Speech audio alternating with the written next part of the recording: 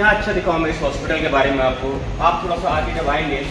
ভারতের উত্তরাখণ্ডের নিখোঁজ হওয়ার ৯ দিন পর নদী থেকে উদ্ধার হলো সাংবাদিক রাজীব প্রতাপের মরদেহ। দুর্নীতি বিরোধী প্রতিবেদন করার জন্য পরিচিত এই সাংবাদিক দিল্লির উত্তরাখণ্ড লাইভ নামে একটি ইউটিউব চ্যানেল পরিচালনা করতেন। ভারতীয় সংবাদ মাধ্যমগুলো জানায় ১৯ সেপ্টেম্বর স্ত্রী মুস্কানের সঙ্গে সর্বশেষ যোগাযোগ করেন রাজীব। এর কিছুক্ষণের মধ্যেই ভাগীরথী নদীর কাছে তার গাড়ি পড়ে থাকতে দেখা যায়। প্রায় এক সপ্তাহেরও বেশি সময় পর একটি জলবিদ্যুৎ বাঁধ এলাকায় তার মরদেহ ভেসে ওঠে। প্রথমে পুলিশ দাবি করে গাড়ি দুর্ঘটনায় রাজীবের মৃত্যু হয়েছে, তবে তার পরিবারের অভিযোগ এটি পরিকল্পিত হত্যাকাণ্ড। স্ত্রী মুস্কান বলেন, একটি হাসপাতাল ও স্কুলের অনিয়ম নিয়ে প্রতিবেদন প্রকাশের পর থেকেই রাজীব ভয় পাচ্ছিলেন।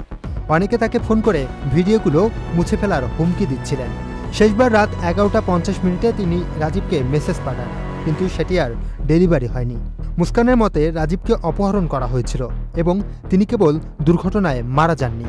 রাজীবের আলোচিত প্রতিবেদনগুলোর একটি ছিল একটি সরকারি হাসপাতালের অব্যবস্থাপনা ও চিকিৎসকদের মাতাল অবস্থায় দায়িত্ব পালনের ঘটনা নিয়ে।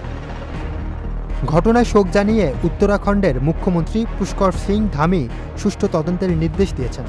একই সঙ্গে ভারতের বিভিন্ন সংবাদকর্মী সংগঠন ও ইউনিয়ন এই ঘটনার নিরপেক্ষ তদন্তের দাবি করছে।